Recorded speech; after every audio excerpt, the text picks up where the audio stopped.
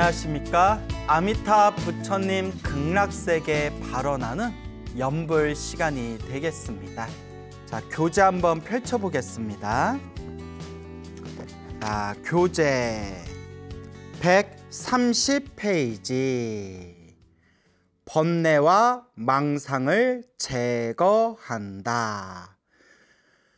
어찌하여 연불수행이 해악을 갖추었다고 하는가? 지혜를 갖추었다고 하는가?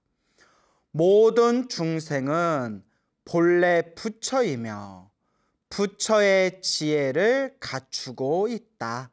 모든 중생은 중생마다 불성을 가지고 있다. 부처님과 똑같은 성품을 가지고 있다.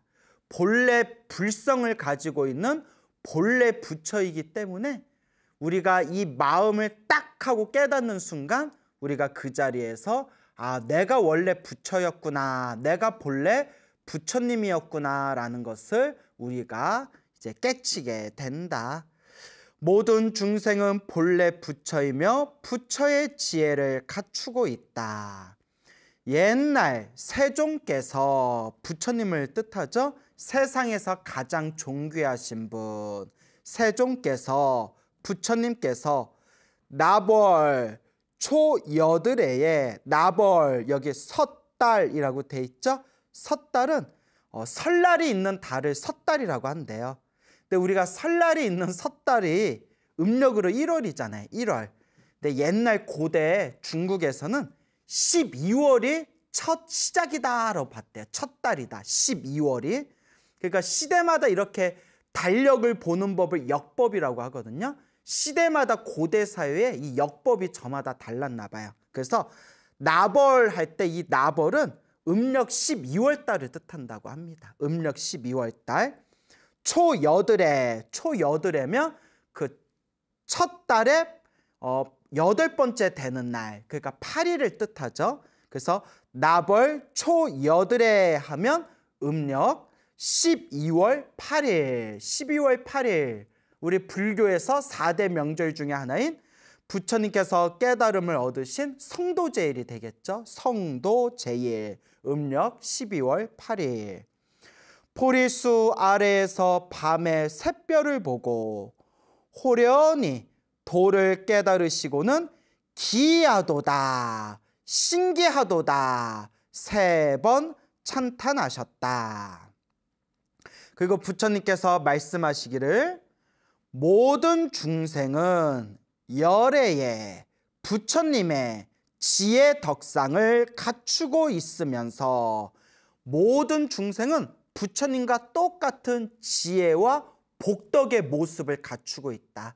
지혜와 덕의 모습. 그래서 지혜 덕상. 모든 중생이 부처님과 똑같은 지혜와 복덕의 모습을, 지혜 덕상을 갖추고 있으면서 단지 망상과 집착으로 인하여, 우리가 흔히 번뇌라고 부르죠. 번뇌망상. 망상과 집착으로 인하여 깨달아 증득하지 못하는구나. 우리가 부처님과 똑같은 마음, 이 불성을 가지고 있는데 번뇌와 망상에 가려져서 우리가 스스로 알지를 못하고, 우리가 원래 부처고 본래 부처인데 본래 부처라는 걸 알지 못하고 헛되게 허망하게 살아가고 있구나. 만약 망상을 떠나며, 망상, 집착, 번뇌, 무명 다 같은 말이겠죠?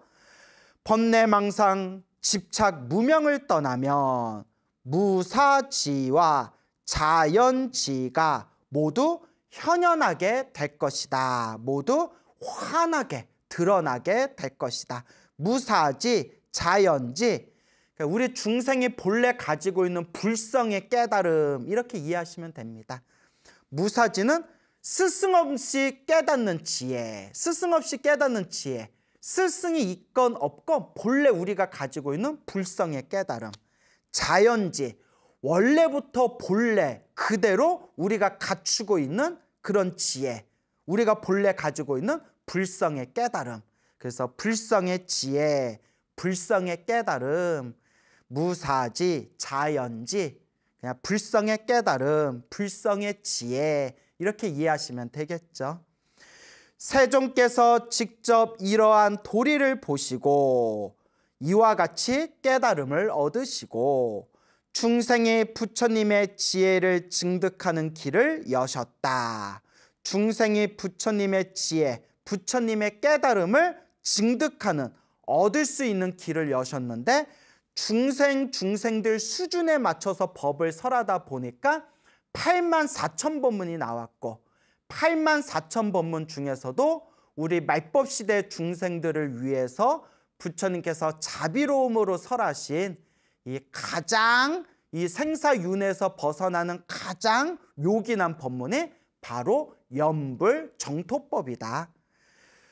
곧 중생에게 지명염불, 지명염불, 부처님의 명호를 지니고, 이렇게 염불하는 걸 지명염불이라고 해요. 그러니까 지명염불 이란 말도 그냥 필요 없이 우리는 지명염불, 칭명염불, 관상염불 이래버리면 우리는 더 헷갈려 버리거든요. 그러니까 그냥 염불, 간절하게 부처님을 생각하는, 간절하게 아미타 부처님을 생각하는 염불. 지명염불을 가르쳐 즉시 망상을 떠나 지혜의 묘법을 얻을 수 있게 하신 것이다. 그러니까 염불을 통해서도 이 번뇌와 집착과 이 망상을 싹 없애버리고 부처님의 깨달음의 묘한 법, 묘법을 얻을 수가 있다. 그러니 큰 스님들께서는 염불즉 참선, 참선즉 염불, 참선이나 염불이나 결국은 둘이 아니다라고 그렇게 이제 말씀하신 선지식들도 많으시죠. 중생이 부처의 지혜를 지녔으면서도 왜 계속 무명에 덮여, 무명, 어리석음의 근원을 무명이라고 합니다. 모든 어리석음의 뿌리, 그것이 이제 무명이죠. 무명에 덮여서 잘못을 저지르는가? 그 이유는 무수한 것 동안, 헤아릴 수 없는 기나긴 시간 동안 미혹에 미혹이 쌓이고, 미혹, 어리석음이죠. 어리석음이 가득가득 쌓이고 무량한, 헤아릴 수 없는 수많은 무량한 망상, 번뇌가 본래 마음, 우리 불성자리, 본래 우리 깨끗하고 청정한 불성자리, 본래 마음을 가려서 처음부터 지니고 있던 부처님의 지혜가 드러나지 못한 때문이다. 우리 모든 중생은 다 불성이 있어서 이 불성 자리에 부처님과 똑같은 지혜와 복덕의 모습, 지혜 덕상을 갖추고 있는데 무엇에 가리워져서 탐욕과 성냉과 어리석음, 번뇌와 망상, 집착과 무명, 이런 혼탁한 이런 먹구름에 이 깨끗한 마음자리가 가리워져서 이렇게 어리석은 중생으로 살아가고 있는 것이다. 비유하자면 거울이 본래 깨끗하여 광명으로 빛났는데 오랜 세월 동안 먼지와 때가 묻어서 처음에 밝은 빛이 가려진 것과 같다. 처음에 우리 거울이 환하고 밝고 맑은데 그 거울에 자꾸 때가 타고 막 더러운 것들이 묻어나게 되면 광명의 본래 맑은 빛을 잃어버리지 않습니까? 하지만 그 더러운 것만 싹 닦아내면 본래 맑고 깨끗한 거울의 모습이, 거울의 광명이 다시 빛을 드러내게 되지 않습니까? 그와 같이 우리 마음도 본래 맑고 깨끗한 청정한 본래 부처님 불성의 자리인데 우리가 혼탁한 번뇌망상으로 일시적으로 가리워져 있을 뿐이다. 우리가 수행을 통해서 번뇌망상만 싹 닦아내면 우리의 본래 깨끗하고 맑은 청정한 불성자리, 불성의 지혜, 본래 부처님의 지혜 덕상이 이제 다시 환하게 빛을 발하게 될 것이다 라는 그런 비유가 되겠죠. 중생의 마음도 본래는 깨끗한 거울과 같았고 본래부터 지녔던 부처님의 지혜는 거울의 밝은 광명과 같았는데 미세한 망상과 번뇌가 먼지와 때가 되어 내려앉은 것이다. 이 먼지와 때를 닦아내면 거울이 깨끗해지는 것처럼 마음의 망상과 번뇌도 염불로 다스리며 끊고 없앨 수 있는 것이다. 그래서 우리가 부처님의 어떤 원력, 부처님의 본원, 아미타 부처님이 모든 중생을 제도하고 아미타 부처님께서 모든 중생을 극락세계로 이끄시겠다는 그 아미타 부처님의 서원을 우리가 100% 믿고 염불을 하게 되면 우리가 죽은 뒤에 극락세계에 태어나는 것은 당연한 일이고, 또 더 나아가서 이번 생에 염불을 간절히 정성스럽게 이 염불을 열심히 하는 것만으로도 우리의 번뇌와 망상을 없앨 수 있는 좋은 수행법이 된다. 이제 이런 의미가 되겠습니다. 부처님께서 가르치신 지명염불은 나무 아미탑을 이렇게 집중하는 것을 지명염불이라고 합니다. 지명염불은 마음의 거울을 갈고 닦아서 망상과 번뇌를 끊고 제거하는 수행법이다. 앉아서나 누워서나 머물거나 밖으로 다니거나 간에 언제나 한 구절 아미타 부처님의 명호에서 떠나지 말라. 그러니까 항상 나무 아미탑을 항상 아미타 부처님 명호에 이제 집중하라는 겁니다. 또 관음기도를 하시는 분들은 아침에 눈 뜨면 저녁에 잠들 때까지 관세음보살 그 자기가 하고 있는 관세음보살 연불에 집중하라는 겁니다.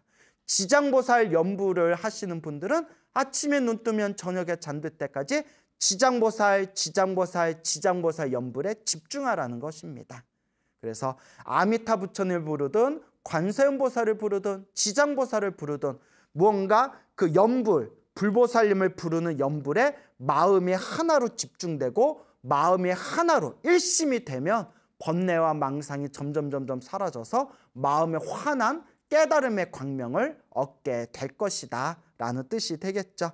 그리고 관세음보살 연불하시는 분도 많으시고 지장보살 연불하시는 분들도 많으신데 아미타 부처님 극락세계 태어나기를 발언하시는 분들은 그래도 아무래도 나무 아미탑을 연불하는 것이 훨씬 온당할 것이다 라는 것을 또 부언해서 설명을 드립니다.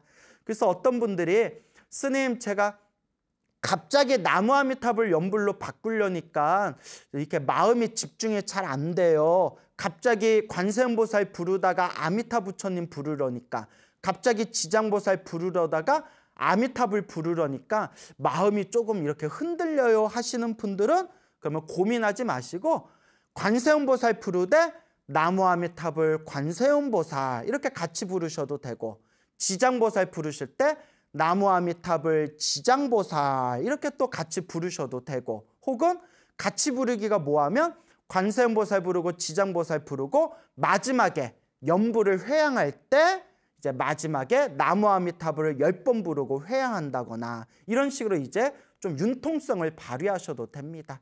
사람이 그동안 닦아왔던 습관이 있기 때문에 갑자기 내가 하고 있는 걸 다 버리고 딴 걸로 바꿔라 하면 사람 마음이 아무래도 흔들리기 마련이거든요. 관세음보살 연불하는 것도 훌륭하고 지장보살 연불하는 것도 아주 훌륭합니다.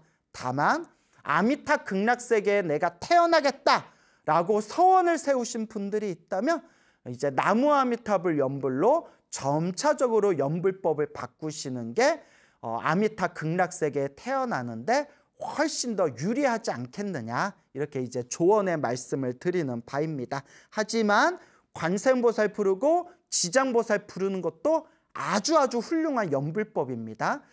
제가 불교 공부하면서 느끼는 게 있는데, 이 세상 사람들도 항상 싸우고 부딪히고 막 서로가 이제 마찰이 생기는 이유가 저마다 내 것이 옳다 해가지고 이제 싸움이 나는 거지 않습니까? 근데 불교 공부도 똑같은 것 같아요.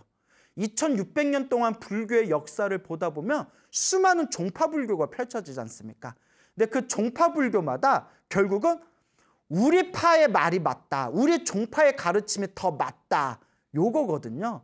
그러니까 우리가 기도할 때에도 어떤 사람은 천수경 신묘장구 다란이가 최고라고 하는 사람도 있고, 어떤 사람은 금강경이 최고라는 사람도 있고, 어떤 사람은 법화경이 최고라는 사람도 있고, 어떤 사람들은 다 필요 없고 오직 나무아미탑을 부르는 것만이 최고다 이런 사람이 있고, 또 어떤 사람들은 그런 거 다 필요 없다, 오직 앉아서 이목고 화두하는 게 최고다, 또 이렇게 집착하는 사람들이 있고, 서마다 자기 말이 맞다고 하니까 이게 이 불교의 가르침 안에서도 서로가 싸움이 그칠 날이 없어요. 그나마 불자들이 성품이 좀 온화한 편이라서 뭐 그렇게까지 격렬하게 종파 싸움이 크게 심각할 정도로 싸움이 일어나지는 않았지만, 그래도 뭐 여러 가지 토론과 논쟁을 통해 가지고 내가 맞다, 네가 맞다, 네가 맞냐, 내가 맞다, 막 이렇게 수많은 토론과 논쟁의 역사가 펼쳐지거든요.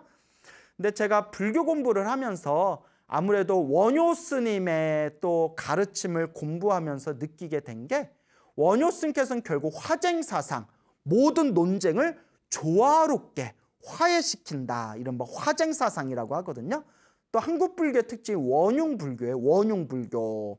비유를 드자면 비빔밥처럼, 비빔밥 밥에다가 모든 반찬을 섞여가지고 스스 비벼서 맛나게 먹듯이, 비유가 좀 이상하네요. 원흉불교, 부처님의 모든 가르침을 하나로 조화롭게 융화시키는 게 또 우리 한국 불교의 특징이지 않습니까? 저마다 자기 수행의 인연법이 있습니다, 여러분.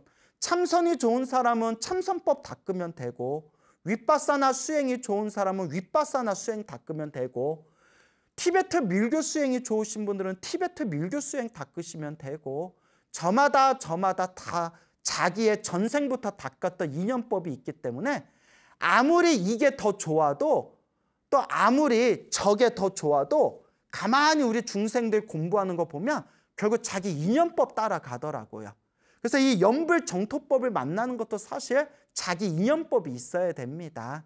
그래서 전 개인적인 소망이, 너무 막 네 수행이 낫냐 내 수행이 낫냐 너무 싸울 필요 없이 경전의 근거를 두되, 부처님 경전에 나온 모든 수행법은 뭐 빨리 가는 길도 있고 좀 느리게 가는 길도 있고 돌아가는 길도 있고 좀 쉬다 가는 길도 있을지언정, 시간의 차이는 있을지언정, 저 강물들이 모여서 결국 바닷물로 들어오듯이 결국 부처님 경전에 나와 있는 모든 수행법은 저 드넓은 깨달음의 세계에서 결국 하나로 만나게 될 것이다. 저는 이제 이런 말씀을 드리고 싶습니다. 왜냐하면 제가 뭐 저 자신도 그랬거든요. 저도 우물안 개구리로 살았을 때는 내가 하고 있는 수행만이 최고다 해가지고 이렇게 도반들끼리 논쟁도 많이 하고 토론도 많이 했는데, 글쎄 저도 나이가 들었나 시간이 지날수록 이제 논쟁하는 게 의미가 없더라고요. 차라리 논쟁할 시간에 나무아미탑을 연불 한번 더 하자, 약간 이런 생각이 들더라고요. 그래서 각자 자기가 좋아하는 자신의 인연법 따라서 자신의 수행법을 잘 닦아 나아가시되, 단 한 가지 중요한 게 있다면, 첫째, 반드시 부처님 말씀, 부처님 경전의 근거를 둬야 되며, 두 번째, 부처님 경전은 중생들 수준마다 저마다 다르게 설법하신 내용이기 때문에 내가 보는 경전만 최고다라는 견해는 오히려 아상가, 아집, 법집에 빠질 수 있다라는 것을 명심하셔야 됩니다. 그래서 실제로 저는 이제 여러분들에게 연불정토법을 설하지 않습니까? 연불정토법을 설하는데, 제가 처음에 20살에 이제 선방을 다니면서 참선 공부할 때, 지금은 이제 그렇지 않지만 저 때만 하더라도 20여 년 전에 이제 선방에서 참선하면 가나선만 최고다, 오직 화두선만 최고다라는 그런 조금 그런 뭐랄까 좀 이렇게 답답한 그런 게 있었거든요. 이제 말이 좀 조심스럽네요. 참선법이 최고기는 하지만 개 중에는 참선법 말고는 다 필요 없다라는 식으로도 말씀하신 분들이 많았어요. 저도 그 말이 사실이겠거니 생각했는데, 나중에 제가 인도 불교의 역사, 중국 불교의 역사, 한국 불교의 역사를 통해서 각 시대별로 펼쳐진 그 큰 스님들의 이야기, 큰 스님들이 수행하신 이야기, 선지식들의 수행하신 이야기들을 하나하나 살펴보면서, 옛날 선지식들이 꼭 참선만 해서 깨달은 건 아니셨구나. 또 오히려 참선을 많이 닦으신 스님들이 오히려 연부를 하시거나 다른 수행도 겸해서 하신 일들이 많았구나라는 것을 알게 되면서 제가 좀 견문이 넓어진 그런 경험을 한 적이 있습니다. 그래서 우리가 너무 요 참선 하나만 최고의 수행법이다 집착하면 안 되겠구나. 이것도 이제 이야기하려면 한도 끝도 없거든요. 이제 그런 마음을 갖고 또 제가 연불정토법을 공부하는데 또 요 연불정토법도 여러 파가 있거든요. 여러 종파가 있는데 여러 종파 중에서도 특히 약간 일본 정토종이 약간 그런 경향이 있어요. 일본 정토종, 일본에서 연불 따는 일본 정토종이 좀 종파불교 특색이 강해서 그런지 몰라도 그런 면이 있는데 다 필요 없고 연불만 최고다 또 이렇게 주장하는 또 파가 있어요. 이러면 또 골치 아프거든요. 참선하시는 분들은 참선만 최고고 나머지 수행은 다 필요 없다 이래버리고 또 연불 닦는 연불 정토종에서는 연불만 최고고 다 필요 없다. 다른 수행은 다 필요 없다. 이래버리면 남는 것은 아상가, 아집, 독성가, 독단.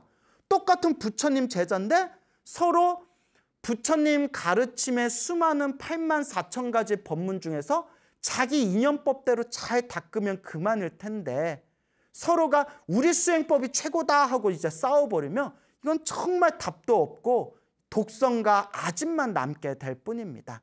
그래서 간혹 보면 연불정토법, 저도 여러분들에게 이 연불정토법, 연불법에 대해서 확신을 갖고 여러분 오직 연불하셔서 극락세계 태어나기를 발언하십시오. 이것이 말법세계의 가장 중요한 가르침입니다. 라고 확신을 갖고 제가 여러분들에게 강의를 드리지만 같이 이제 연불정토를 닦으시는 분들 중에서 보면 이거 말고 나머지는 다 필요 없다. 또 이런 식으로 또 어떤 독선을 부리시는 분들도 있는 것 같아요.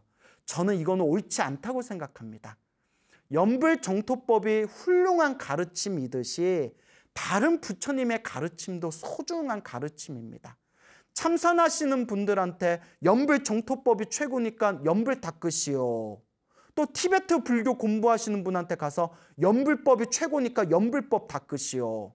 또 저 미얀마의 윗바사나 닦는 분들한테 가가지고 연불법이 최고니까 연불을 닦으시오.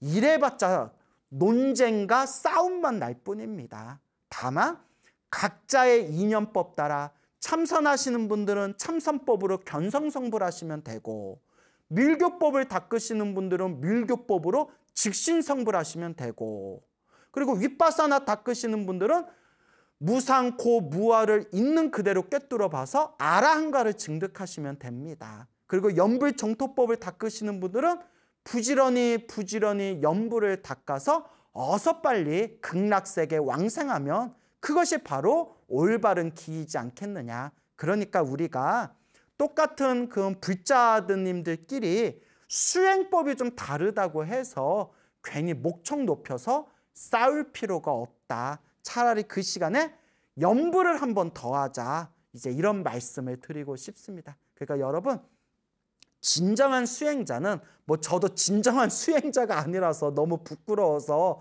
제가 드릴 말씀은 아니지만 진정한 수행자셨던 우리 큰 스님들 법문을 보면 이런 말이 있습니다. 진정한 수행자는 남을 보지 않는다. 오로지 내 수행을 닦을 뿐이다. 그러니까 네 수행이 낫냐 내 수행이 낫냐 이렇게 이제 소모적인 논쟁은 피하시고 오로지 부처님 경전의 근거를 두되 이제 부처님 경전을 원만하게 보면서 내 것만이 최고다라는 그런 독성과 아집은 내려놓고 각자 자기 수행 열심히 닦으면 됩니다.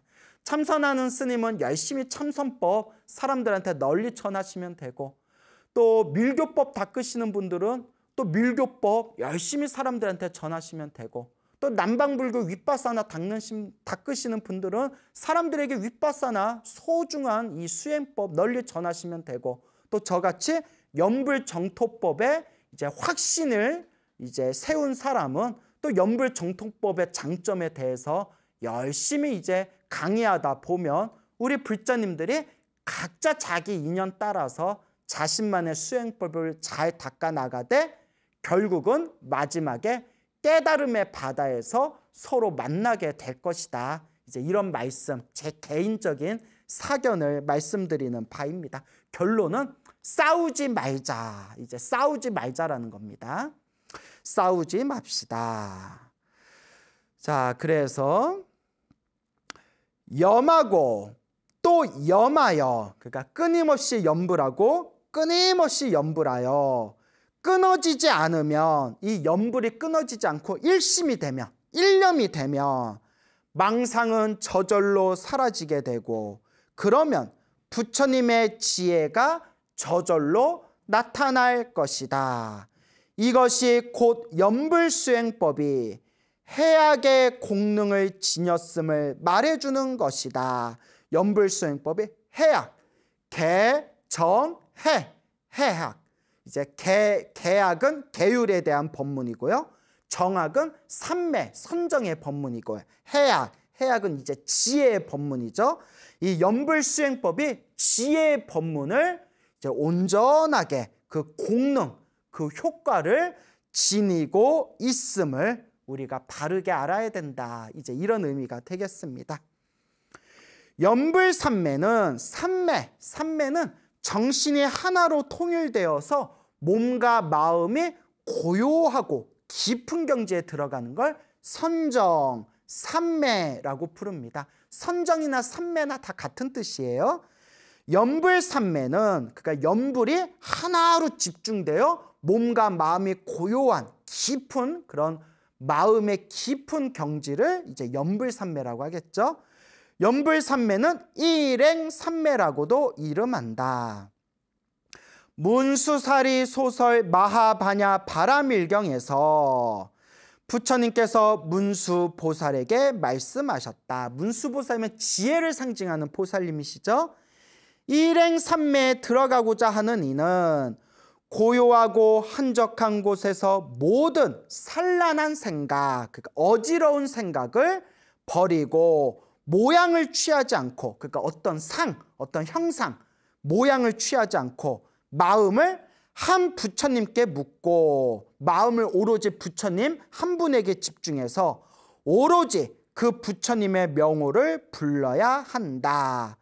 또한 부처님이 계신 방향을 따라 몸을 단정히 하고 바로 향한 뒤에 그 부처님을 끊임없이 계속 생각하며 곧 이 생각 가운데 능히 과거, 미래, 현재의 모든 부처님을 보게 된다. 한 분의 부처님에 깊숙이 집중하면 거기서 내 마음이 깨끗하고 맑아지고 이 염불삼매에 들어가면서 과거, 현재, 미래 모든 부처님을 다 볼 수가 있게 된다라는 뜻이겠죠. 왜냐하면 한 부처님을 염하는 공덕은 무량한 부처님을 염하는 공덕과 차별이 없다.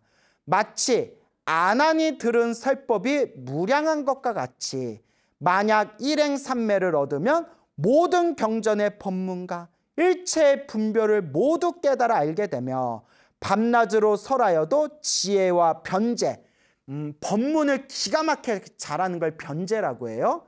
지혜와 설법을 잘하는 능력, 변제가 끊어지지 않을 것이다. 그러니까 염불 하나 지극정성으로 해서 염불삼매를 얻으면 지혜와 설법이 저절로 이제 얻게 될 것이다. 이런 의미가 되겠죠. 여담인데 신도분들이 그런 질문을 많이 하세요. 스님, 나무아미타불 관세음보살 이렇게 제가 염불하는데 어떤 분이 아미타불만 부르든지 관세음보살만 부르든지 한 분만 불러야지 두 분을 같이 부르면 안 된다라고 하시는데, 스님 헷갈려요. 같이 불러도 되나요? 한 분만 불러야 되나요? 여러분, 이런 이제 질문 여러분들도 생각해 본 적 있으시죠? 자, 여러분, 그래서 우리가 경전을 골고루 봐야 돼요. 제가 늘 당부드리지만 부처님의 모든 경전은 중생들 수준과 그 환경과 조건 따라서 법문하셨기 때문에 내용이 조금씩 다른 부분이 많아요. 저번 시간에도 말씀드렸지만 저번 시간에도 고기에 대해서 말씀드렸죠. 우리 대승불교의 불자라면 고기 자체를 안 맞는 것은 선업이지만 경전에 보면 고기를 먹어도 된다고 허락하는 것과 고기를 절대 먹어서는 안 된다라고 말씀하신 법문가, 진언을 외우면, 주문을 외우면 고기를 먹어도 된다라는 또 경전, 이렇게 똑같은 부처님 설법인데도 저마다 다르게 설법한 내용들이 나와요. 저번 시간에 말씀드렸으니까 한번 꼭 보셔요. 자, 그와 같이 저도 경전을 몇 개만 봤을 때에는 미처 알지 못했던 것을 저는 이제 심심하면 이렇게 팔만대장경 이렇게 펼쳐보거든요. 보다 보면 이런 내용이 있었네? 이런 뜻이 있었네? 이런 것도 있었네? 저도 모르게 깜짝깜짝 놀라는 그런 내용들이 많이 나와요. 자, 그래서 제가 항상 여러분들께 당부드리는 게 경전 하나만 본 사람들은 우물한 개구리가 돼버려요. 금강경 하나만 읽는 사람들은 딱 그 금강경 테두리에만 빠져버려요. 법화경은 정말 좋은 경전이고 훌륭한 경전이지만 또 법화경만 집착해버리면 법화경 우물 안에 빠져버려요. 지장경만 보면 지장경 우물 안에 빠져버립니다. 그래서 제가 항상 드리는 얘기가 골고루 봐야 된다. 부처님 경전은 골고루 봐야 된다는 말씀을 꼭 드리거든요. 요새 시대가 얼마나 좋아요. 옛날에는 경전을 구하기가 힘들었대요. 우리 옛날 큰 스님들께서는 불과 몇십 년 전이에요. 한 5, 60년 전만 하더라도 우리 어른 스님들, 선배 스님들 중에서도 5, 60년 전에 화엄경을 처음부터 끝까지 제대로 읽어본 스님이 거의 없으셨대요. 왜냐하면 책을 구하기가 어려웠대요. 옛날 그 한문으로 쓴 화엄경이 80권이야, 80권. 그래서 80권 본 화엄경이라고 하잖아요. 왜 권이라고 하냐면 옛날에는 종이에다가 글을 쓰면 그걸 이렇게 동그랗게 두루마리로 말았거든요. 두루마리로 한 번 말 수 있는 분량을 1권이라고 불렀어요. 그러니까 두루마리를 마른 게 80권이 있는 게 바로 80권모 화엄경이에요. 옛날에 먹고 살기도 힘들어서 화엄경을 구할 수가 없었대요. 그래서 옛날 우리 어른 스님이나 큰 스님들 중에서도 화엄경을 처음부터 끝까지 다 보신 분이 드물다 할 정도로 옛날에 책을 구하기가 그렇게 힘들었거든요. 지금은 시대가 얼마나 좋습니까? 인터넷에 한글 화엄경 혹은 우리말 화엄경이라고 딱 검색하기만 해도 공짜로 한글로 번역된 화엄경을 공짜로 다 볼 수 있는 시대가 지금 시대예요. 정말 우리 당군 할아버지께서 우리 대한민국을 최초로 이제 세우시고 난 이후로 가장 불교 공부를 편하게 할 수 있는 시대가 바로 지금 시대입니다. 그런데 공부를 안 해. 우리 불자님들이 별로 공부 안 하기로 좀 유명하잖아요. 이런 얘기하면 좀 자존심 상하시려나? 자, 그래서 지금이 너무나 이제 시대가 좋은 시대입니다. 그렇기 때문에 우리가 경전을 볼 때는 골고루 봐야 됩니다. 하나에만 집착해서는 안 돼요. 자, 그래서 이와 같은 관점에서 봤을 때 이제 문수사리 경에 보면 문수사리 소설 마하바냐 바라밀경에 보면 요 책에서는 부처님 한 분을 생각하고 그 한 분의 이름에 집중해라라고 나오잖아요. 여기서는. 근데 또 여러분 다른 경전, 특히 다른 밀교 경전에 보면 불보살님의 명호, 부처님의 명호를 한 분이 아니라 여러분의 명호를 함께 부르는 그런 연불법도 나옵니다. 또 우리 스님들이 보는 오래된 책, 오래된 그 연불 의식집 책 중에 성문의범이라고 있거든요. 그게 아마 몇십 년 전에 나온 책인데 지금 스님들이 연불 의식 의례하는 게 다 그 성문의범을 우리가 뿌리로 삼아서 의식을 진행하는데 그 성문의범이라는 그 연불집, 그 연불법요지 책에 보더라도 거기서 부처님과 보살님의 명호를 하나로 다 붙여서 연불하는 연불법이 따로 있습니다. 그러니까 연불, 부처님의 명호를 여러 번, 뭐 나무아미타불, 관세음보살, 대세지보살, 지장보살, 마하살 이런 식으로 부처님이나 보살님의 이름을 여러 분을 붙여서 연불하는 것 자체가 이미 밀교 경전이나 다른 데 다 근거가 있습니다. 그래서 어떤 경전에서는 한 분만 불러라 이런 내용이 나올 수도 있고요. 어떤 경전에서는 여러 부처님의 이름을 하나로 모아서 그것을 떼서 대내어라, 연불해라. 또 이런 내용이 나오거든요. 대표적인 게 우리가 열애시포라고 있어요. 열애시포. 열애. 부처님의 10가지 별명이란 뜻이거든요. 10가지 별명. 열애, 응공, 전병지, 명현조, 선서, 세간의, 무상사, 조어장부, 천인사, 불, 세존. 이렇게 부처님의 10가지 이렇게 별명이 있는데 이미 초기 불교 때부터 부처님의 10가지 별명을 하나로 이렇게 이어가지고 10가지를 계속 연불하는 그런 의식 문화가 이미 초기 불교 때부터도 다 있었습니다. 그래서 여러분, 우리가 부처님의 경전을 널리 이렇게 보다 보면 우리는 여태껏 부처님 이름을 한 명만 불러야 된다. 보살님 이름을 한 명만 불러야 된다.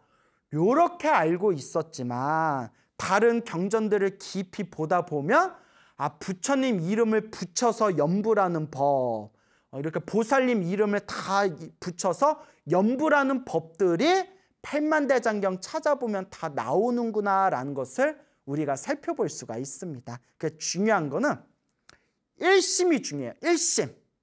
부처님 한 분을 부르든 부처님을 이렇게 붙여서 부르든 일심. 마음을 하나로 집중하는 거. 그게 중요합니다. 그래서 여러분, 우리가 경전을 좀 골고루 봐야 되고, 그리고 경전을 보면서 우리가 견문을 좀 넓혀야 되고, 견문이 넓어지다 보면 내가 알고 있는 것만이 전부는 아니었구나라는 것을 계속 새록새록 터득하게 됩니다.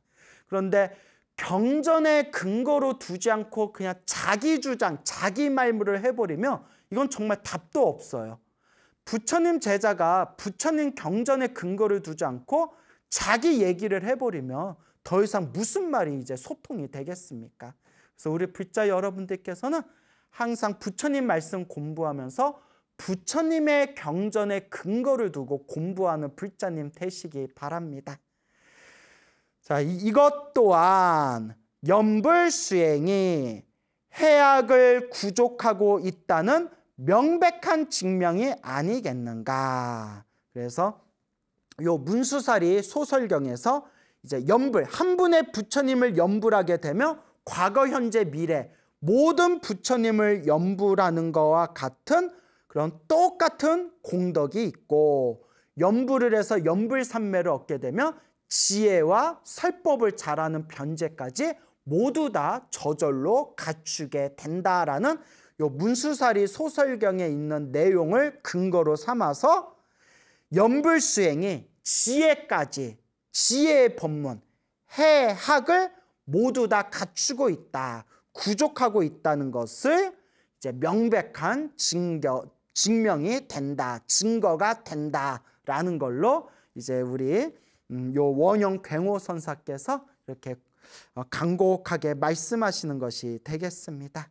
그래서 연불 법문은 지금까지 이제 말씀드린 내용을 요약하자면 연불 법문은 계율, 선정, 지혜, 계, 정, 해, 사막을 모두 다 갖추고 있다. 이제 이렇게 이해하시면 되겠습니다. 자, 133페이지 한번 읽어볼까요? 모든 근기에 중생을 거두는 연불. 중생의 타고난 능력, 중생의 타고난 수준을 근기라고 한다고 했죠. 그래서 상근기, 중근기, 하근기 이런 표현이 있지 않습니까? 그래서 모든 근기에 중생을 거두는 연불. 연불 수행법은 어떤 근기의 중생이라도, 그러니까 상근기, 중근기, 하근기 할 거 없이 모든 수준의 모든 근기의 중생이라도 거두지 못하는 이가 없다. 모두 다 거두어 드린다. 그래서 연불법을 원만법이라고 합니다. 원만한 법이다. 둥글둥글 누구나 닦을 수 있는 원만한 법이다. 지각을 갖춘 중생이 참된 마음으로 행하면, 참된 마음만 있다면 누구라도 도를 얻을 수 있다. 연불로서 도를 얻을 수 있다. 84,000가지나 되는 어려운 경전을, 이 8만 대장경을 배울 필요도 없이 오직 아미타 부처님의 큰 원력이 담긴 명호 6자, 이 6자가 나무 아미타불, 명호 6자를 한 마음으로 부르기만 하면 될 뿐이다. 자, 여기서 중요한 게, 우리가 경전이 너무 많기 때문에 경전을 다 못 보더라도 요 나무 아미타불 연불 하나만 믿고 열심히 연불 하면 우리가 죽은 뒤에 극락세계에 태어나서 아미타 부처님께 직접 법문을 들을 수 있다. 그렇기 때문에 오로지 연불 법문을 통해 가지고 극락세계에 태어나기만 하면 8만 4천 법문, 8만 대장경을 다 배울 수 있다라는 것을 강조하는 거지, 그렇다고 나는 연불 닦으니까, 나는 연불만 하면 되니까 나는 경전 공부할 필요 없어, 또 이렇게 극단적으로 생각하시면 안 됩니다. 여러분, 이제 경전 공부도 하면서 연불 법문도 잘 닦아야 된다라는 뜻이지 나는 연불하니까 경전도 볼 필요 없다, 또 이렇게 곡해해서 생각하면 안 됩니다. 다만 경전 공부를 할 수 없는 여건에 있는 사람이라 하더라도, 혹은 어려운 경전을 이해하지 못하는 머리가 둔한 사람이라 하더라도 오직 나무 아미타불만 믿고 나무 아미타불 연불을 한다면 지혜를 얻을 수 있다라는 것을 강조하는 표현이다. 이렇게 이해하셔야 됩니다. 그러니까 예를 들어서 저번 시간에도 말씀드렸지만, 고기를 먹어도 연불을 열심히 하면 극락세계에 태어날 수 있다라는 말을 듣고, 그러면 나 그냥 고기 막 먹어야지 라고 생각하면 안 되듯이, 경전을 보지 않아도 나무 아미타불 연불을 열심히 하면 우리가 지혜를 얻을 수 있다라는 말을 듣고서 그러면 난 경전 공부하지 않고 그냥 연불만 해야지, 이렇게 오해해서는 안 된다는 겁니다. 선도대사가 말하기를, 당날할 때 이 정토 연불, 이 연불 정토의 가르침을 세상에 널리 전하신 이른바 아미타 부처님의 화신이라고까지 불렸던 선도대사라는 분이 계셨습니다. 선도대사가 말하기를, 만약 이치로 불법을 닦고자 한다면 범부의 지위에서 부처의 지위까지 모든 교법을 다 배워야 한다. 만약 수행으로 불법을 닦고자 한다면 불법과 근기에 맞는 한 가지 방법을 택하여 전심전력을 다해 배우면 빨리 이익을 얻을 수 있다. 그러지 않으면 아무리 많은 급 동안 수행하여도 고통의 바다에서 벗어나기 어렵다라고 하였다. 자, 오늘은 시간이 다 돼서 여기까지 하도록 하겠습니다. 매일매일 열심히 연불수행 공덕을 잘 닦으셔서 항상 아미타 부처님 극락세계에 태어나시기를 발언하시기 바랍니다. 여러분 성불하십시오.